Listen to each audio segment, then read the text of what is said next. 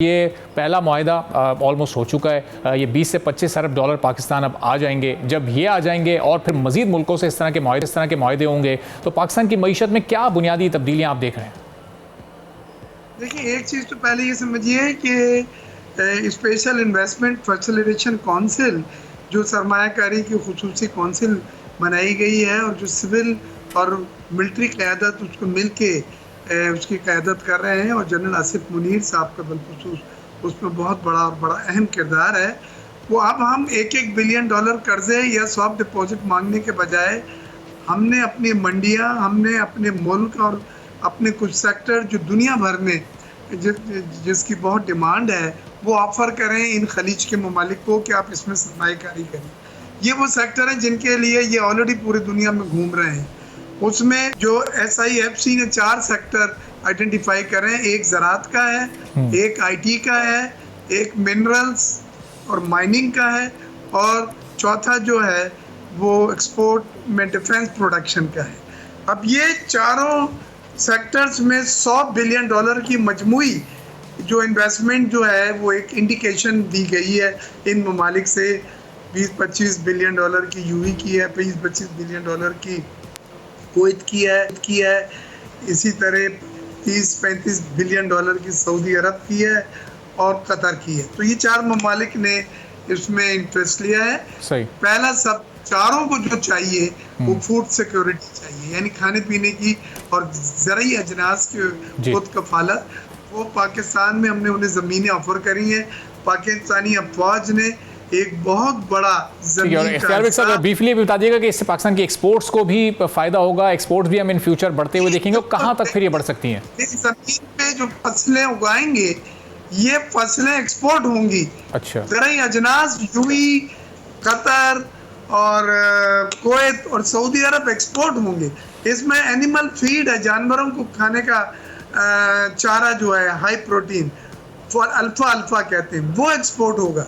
तो $100 बिलियन की इन्वेस्टमेंट जो है इससे न सिर्फ सरमायाकारी और नई मुलाजमतों के मौके पैदा होंगे बल्कि ये चीज़ें बन के इन ममालिक के ये ख़रीदार हैं, ये हमसे ये तमाम चीज़ें खरीदेंगे, ये एक्सपोर्ट होंगी तो हमारी एक्सपोर्ट भी बढ़ेगी, ज़र मुबादला भी आएगा। तो हमें जो ज़र मुबादला की शॉर्टफॉल होता है, एक्सटर्नल पेमेंट्स में मुश्किलात आ जाती हैं, वो अल्लाह ने चाहा ख़त्म हो जाएंगी। अभी हम $1-1 बिलियन के लिए मांगते फिर रहे हैं। और अख्तर साहब, ये मिनरल्स और माइनिंग पर भी इस पर बड़ी तवज्जो दी जा रही है, इस पर फोकस किया जा रहा है। हमने देखा कि माजी की जो हुकूमतें रही हैं उन्होंने थोड़ा सा इस पर फोकस नहीं रखा, थोड़ा सा इस सेक्टर को नज़रअंदाज किया है। तो इससे हमें कितना फ़ायदा हो सकता है आने वाले दिनों में? जी देखें, अभी कल का ही मेरा कॉलम जंग में छपा, उसमें मैंने कहा कि सऊदी अरब रिकोडेक में पाकिस्तान के शेयर खरीदने में इंटरेस्टेड है। ये दुनिया का तांबा और सोने का सबसे बड़ा प्रोजेक्ट है रिकोडेक। और ये कंपनी जो है बैरिक गोल्ड जो है वो तैयार हो गई है कि पाकिस्तान अपने कुछ हिस्से या पूरे शेयर जो है सऊदी अरब को भेज दे। सऊदी अरब का जो नेशनल फंड है वो पूरी दुनिया में सरमायाकारी कर रहा है मिनरल्स में और माइनिंग में, और पाकिस्तान में ये वो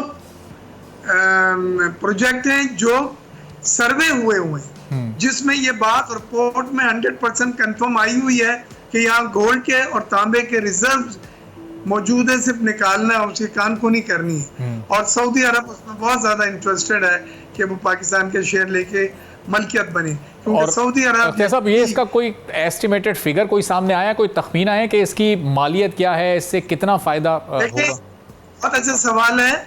आपने इंटरनेशनल जो वैल्यूएटर रहते हैं उन्होंने रिकोडेक की कीमत पर शेयर निकाल दी है और ये दिसंबर में निकालनी थी, ये नवंबर में ये काम ख़त्म हो गया है।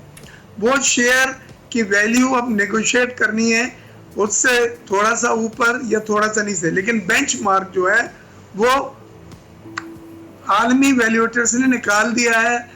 और जो दुनिया के सबसे बड़े वैल्यूएटर्स होते हैं सोने के और तांबे के, देखिए ये चीज़ें, सोना और तांबा तो पहले भी था हमारे ज़मीनों के नीचे, काला सोना यानी कोयला तो 76 साल से है 150 बिलियन टन, लेकिन ये बाहर नहीं निकाला। ये हुकूमत में जो नेशनल इन्वेस्टमेंट फैसिलिटेशन काउंसिल जो खुसूसी सरमायाकारी की काउंसिल है, जो सिविल मिलिट्री क़यादत ने एक रुख बदला है, वो अब कर्जे लेने के बजाय कहते हैं सरमायाकारी करो, और सरमायाकारी भी उन शोबों में जिन शोबों में इन ममालिक को, खलीज के ममालिक को ज़रूरत है, जिसमें सबसे टॉप पे फूड सिक्योरिटी, ज़रूरी अजनास हैं जो पाकिस्तान में पैदा करके उगा के उनको एक्सपोर्ट होगा। फिर मादनियात के शोबे में ये जो रेकोडेक है इसके और दूसरे मंसूबे भी हैं जो मादनियात। और फिर इख्तियार साहब, चूंकि आईटी पर भी और आईटी के एक्सपोर्ट बढ़ाने पर भी इस वक्त बड़ी तवज्जो इस एसआईएफसी के थ्रू दी जा रही है, तो इसका कोई मैकेनिज्म, कोई लाइन ऑफ एक्शन, कोई स्ट्रेटजी तरतीब दी जा चुकी है अगले चंद सालों के लिए? जी, आईटी वो सेक्टर है जो रातों रात जल्द अज जल्द पाकिस्तान में एक्सपोर्ट बढ़ा सकता है। इस वक्त आईटी की एक्सपोर्ट जो है वो 2.5 बिलियन और end of the year 3 billion मुतवक्के है। हमने टारगेट रखा है 2025 तक $20 बिलियन का। $20 बिलियन में जो आजकल नए आईटी के प्रोडक्ट आए हैं, वीचैट पर, आर्टिफिशियल इंटेलिजेंस, इसके हमारे यहाँ जो स्टूडेंट्स बहुत तेजी से वो तालीम हासिल करके मोस्ट सोफिस्टिकेटेड एकेडमिक टूल्स लेके। ठीक है, सब्सक्राइब करें और बेल दबाएं ताकि कोई खबर रह न जाए।